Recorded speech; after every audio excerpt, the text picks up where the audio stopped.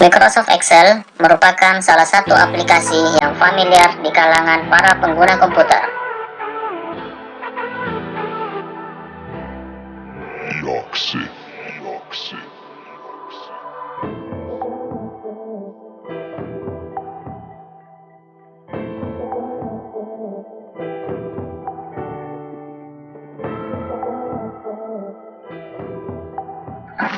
Khususnya bagi yang berhubungan dengan pengolahan data. Microsoft Excel sendiri memiliki beragam rumus dan mempunyai fungsi yang berbeda-beda. Namun, tidak semua rumus diketahui oleh banyak orang. Nah, kali ini saya akan membagikan 14 rumus Excel yang paling sering digunakan. Sehingga, apabila kita menguasai 14 rumus ini, maka kita akan dengan mudah mengerjakan tugas-tugas di kantor ataupun tugas di perkuliahan. Baik, agar lebih mudah untuk kita pahami, maka saya akan membahasnya satu persatu. Silakan disimak teman-teman.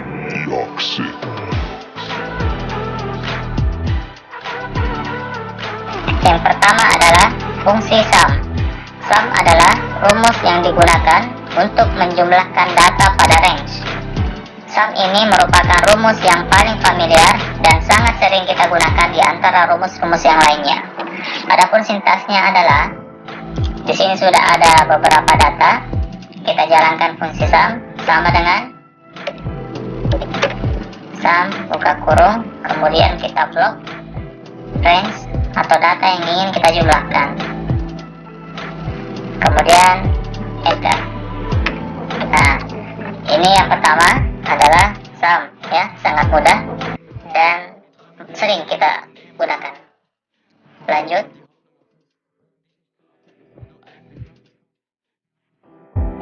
Yang kedua adalah fungsi count. Count digunakan untuk menghitung banyaknya data. Mirip dengan sum, cuman bedanya adalah sum untuk menjumlahkan data, sedangkan count adalah untuk menghitung banyaknya data pada suatu range. Nah, kita bisa mencobanya. Di sini sudah ada contoh beberapa data. Ingin kita ketahui ada berapa banyak mahasiswa pada kumpulan data ini. Nah, di sini kita jalankan rumusnya, banyaknya mahasiswa sama dengan count, kemudian kita blok, terserah mau di mana ingin kita blok. Oke, saya blok di nim saja. Nah, kemudian enter. Nah, di sini sudah kelihatan. Jadi, dalam tabel ini terdapat 7 mahasiswa. Oke, itu adalah fungsi count. Selanjutnya,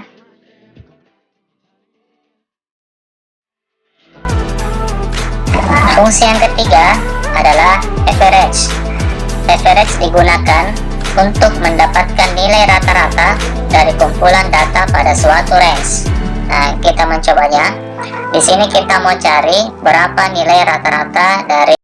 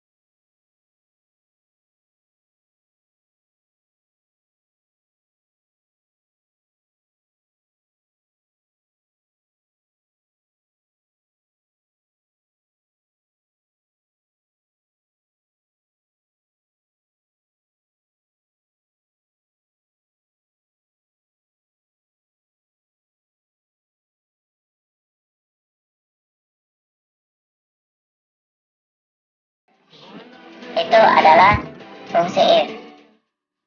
Selanjutnya,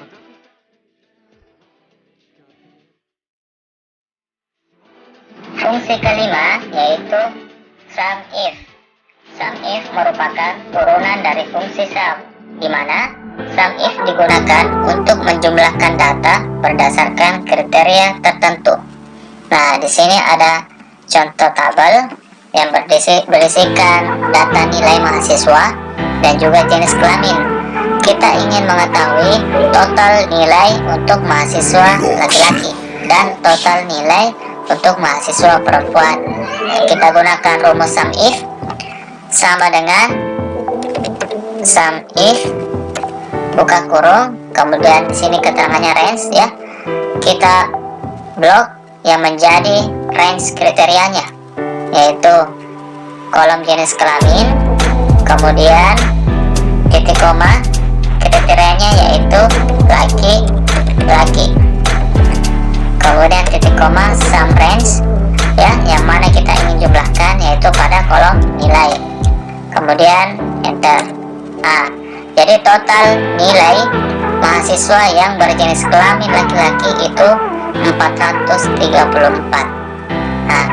Baik, untuk total nilai perempuan sama dengan kayak tadi, sama dengan sum if range kolom jenis kelamin titik koma perempuan titik koma sum range enter.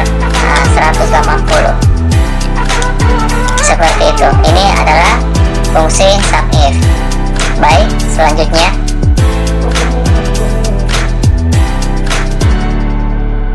fungsi keenam yaitu count if. Count if merupakan turunan dari fungsi count, di mana count if digunakan untuk menghitung banyaknya data berdasarkan kriteria tertentu. Nah, teman-teman bisa saksikan, ini adalah contoh tabel mirip kayak sum if yang tadi, cuma kita ingin mengetahui banyaknya mahasiswa laki-laki pada tabel ini dan juga berapa banyak mahasiswa yang perempuan. Kita coba jalankan. Sintaksnya adalah sama dengan count if buka kurung, kemudian blok range yang ingin kita jumlahkan datanya, bukan jumlahkan ya, menghitung datanya, menghitung data. Oke, kita ingin menghitung data yang laki-laki, kita blok jenis kelamin, kita blok kolom jenis kelamin, kemudian titik koma, kriterianya yaitu laki, enter. Nah, di sini bisa dilihat ya, sudah muncul ada 5 data mahasiswa yang berjenis kelamin laki-laki. Kita coba hitung 1, 2, 3, 4, 5. Oke, benar. Lanjut untuk perempuan sama dengan kayak yang tadi, sama dengan count if, kemudian blok kolom jenis kelamin, kemudian titik koma perempuan, ada 2. Oke, benar. Next.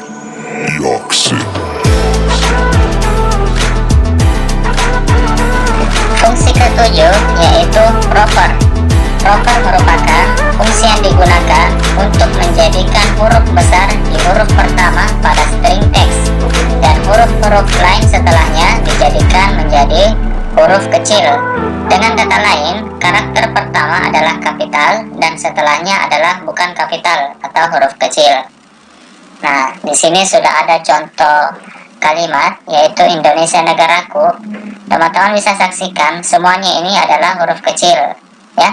Kalau kita menggunakan rumus proper, maka Indonesia ini I-nya ini karakter pertama akan huruf besar dan N ini negaraku akan huruf besar juga. Kita coba jalankan sama dengan proper, kemudian kita pilih selnya, kemudian enter. Nah, seperti ini, Indonesia negaraku. Oke, lanjut.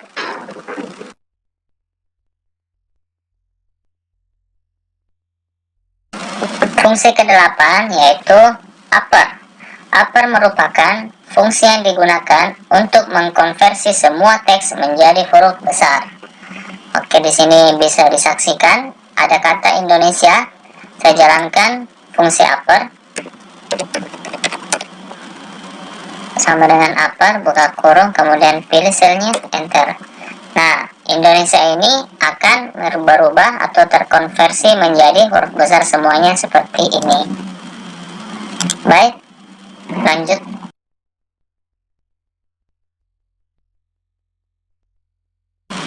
Fungsi yang ke-9 yaitu lower.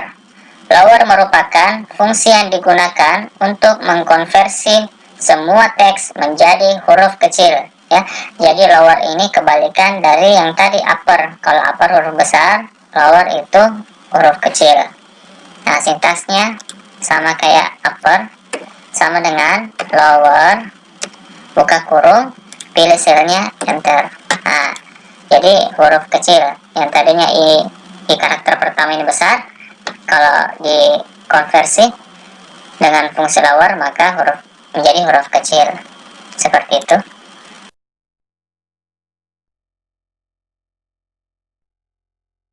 Fungsi yang ke-10 yaitu left, mid, dan right. Left, mid, dan right merupakan fungsi teks pada Excel, di mana left berfungsi untuk mengambil beberapa karakter dari suatu sel yang dimulai dari kiri, mid berfungsi untuk mengambil beberapa karakter dari suatu sel dimulai dari tengah, dan right berfungsi untuk mengambil beberapa karakter dari suatu sel dimulai dari kanan. Nah, kita coba, ini ada kata Indonesia, saya bagi 3.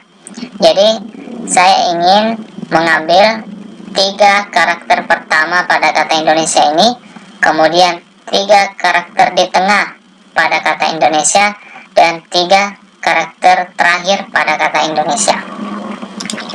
Saya jalankan. Yang pertama left sama dengan, silakan diperhatikan teman-teman, left, buka kurung, pilih teksnya, kemudian titik koma, saya mau mengambil 3 ya, 3 karakter pada sisi kiri, enter. Nah, seperti ini, IND.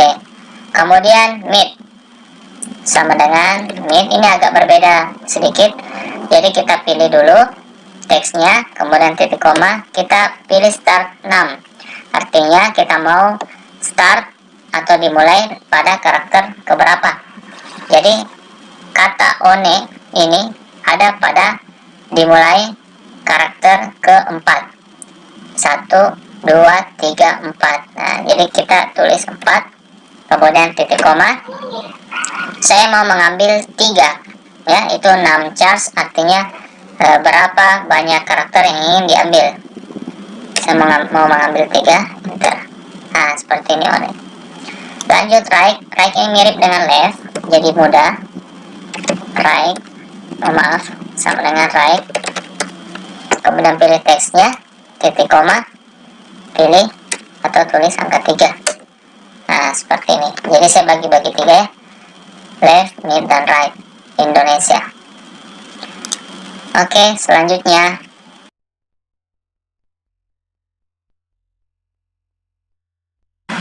fungsi yang ke-11 adalah fungsi len.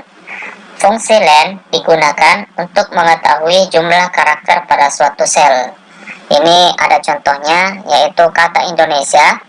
Kita ingin tahu ada berapa karakter pada kata Indonesia.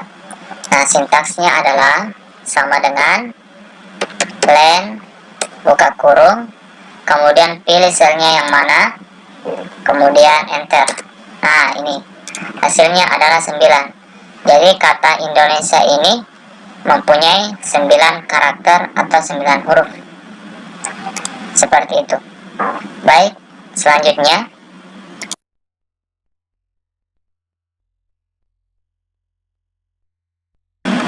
fungsi yang ke-12 adalah fungsi round. Round digunakan untuk membulatkan angka ke jumlah digit yang ditentukan. Fungsi ini biasanya kita jumpai pada laporan keuangan yang terdapat bilangan desimal, ya. Bilangan desimal itu bilangan yang koma-koma seperti ini, sehingga memerlukan proses pembulatan. Nah, kita coba membulatkan angka 15,6,75. Kita ingin dua digit di belakang koma. Nah, ini kan ada 3 digit, kita inginnya 2 digit saja. Jadi rumusnya itu sama dengan round, kemudian buka kurung, pilih selnya, selanjutnya titik koma, dan sebut kita ingin berapa digit setelah koma. Kita ingin 2 digit. Nah, kemudian enter. Jadi seperti ini. Jadi 15,675 itu kalau kita ambil 2 digit saja berarti 15,68. Coba kalau 1 digit saja, berarti kita sini rubah menjadi 1. Hasilnya adalah 15,7. Nah, seperti itu untuk fungsi round. Selanjutnya,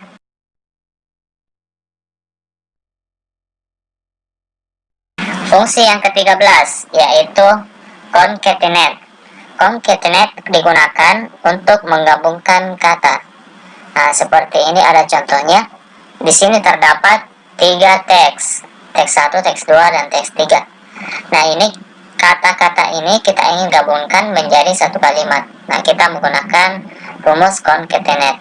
Nah, sintaksnya adalah sama dengan concatenate.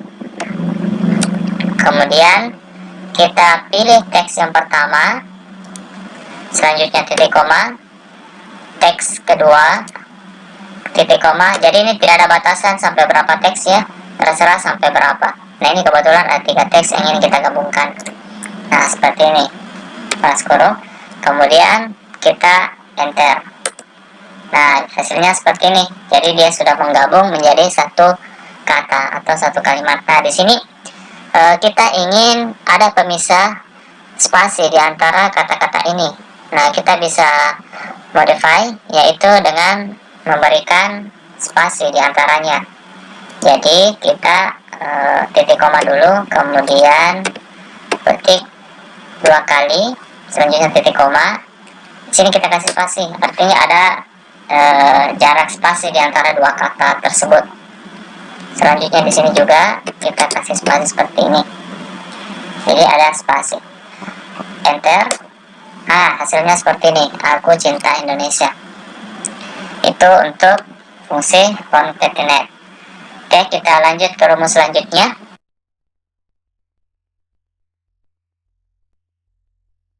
Nah, fungsi yang ke-14 yang juga merupakan fungsi yang terakhir yaitu VLOOKUP dan HLOOKUP.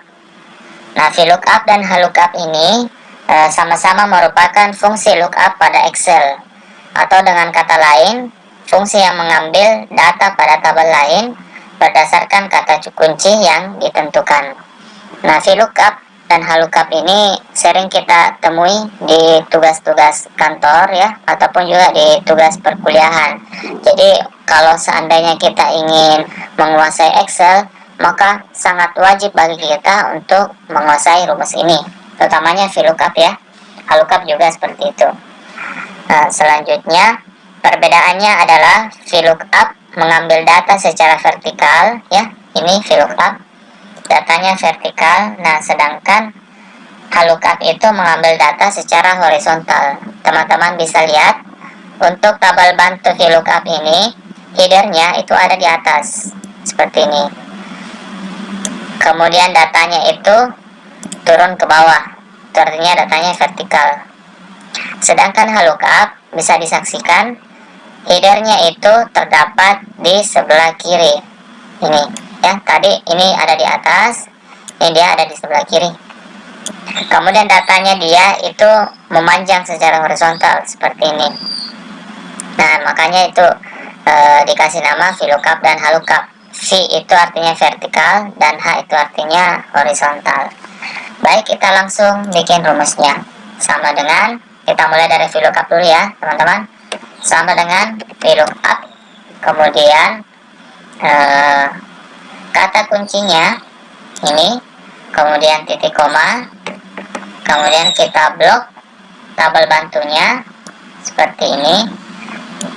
Kemudian jangan lupa dikunci agar supaya apabila kita copy ke bawah, rumusnya itu tidak berubah untuk tabel bantu. Nah, caranya itu kita menekan tombol F4 1 kali. Kalau kita menekan tombol F4 1 kali, maka akan muncul string 2 seperti ini ya. Kemudian di sini juga kita F4 satu kali, hasilnya bakalan seperti ini.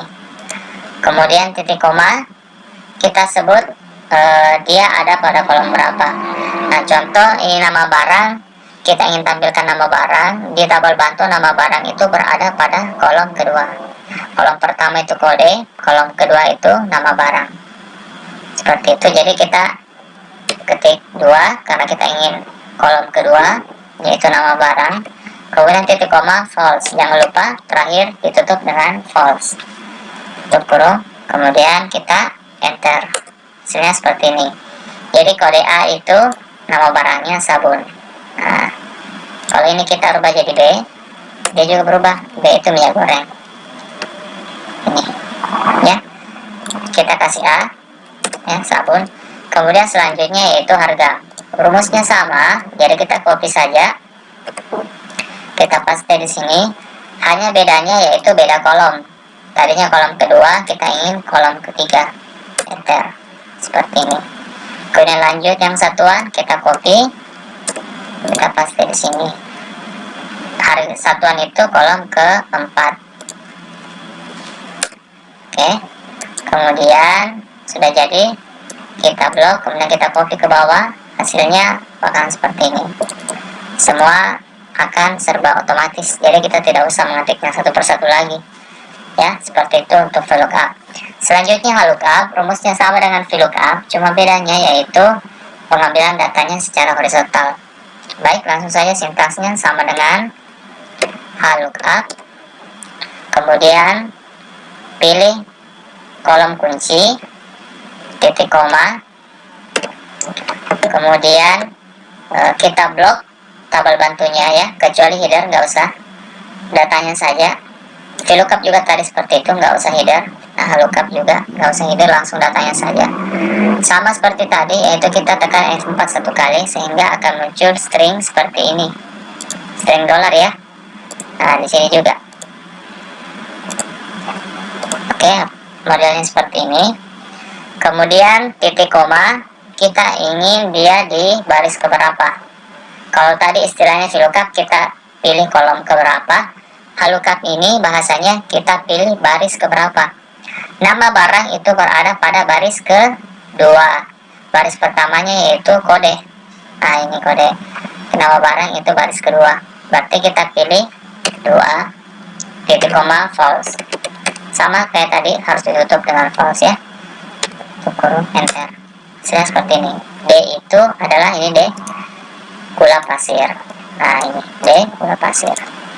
Lanjut ke harga, sama, konsepnya sama, kita tinggal rubah saja dia di baris keberapa. Untuk harga itu dia baris ketiga, enter. Oke, selanjutnya satuan itu baris keempat. Coba ya. Nah, seperti itu. Kalau kita rubah di sini, jadi dia bakal berubah. Nah, kita sisa copy saja ke bawah. Nah, hasilnya seperti ini. Nah, sangat mudah. Nah, ini adalah rumus VLOOKUP dan HLOOKUP. Oke. Baik teman-teman, demikian untuk video kali ini. Terima kasih banyak yang sudah menonton. Semoga apabila teman-teman sudah menguasai 14 rumus ini, yang merupakan rumus yang paling sering digunakan di perkantoran maupun di perkuliahan, sehingga nantinya teman-teman akan mudah membuat laporan, utamanya itu mengolah data di Microsoft Excel. Oke, jangan lupa subscribe, like, dan juga share jika teman-teman menyukai video ini. Dan apabila ada pertanyaan, silahkan dituangkan dalam kolom komentar. Sekian, terima kasih. Assalamualaikum warahmatullahi wabarakatuh.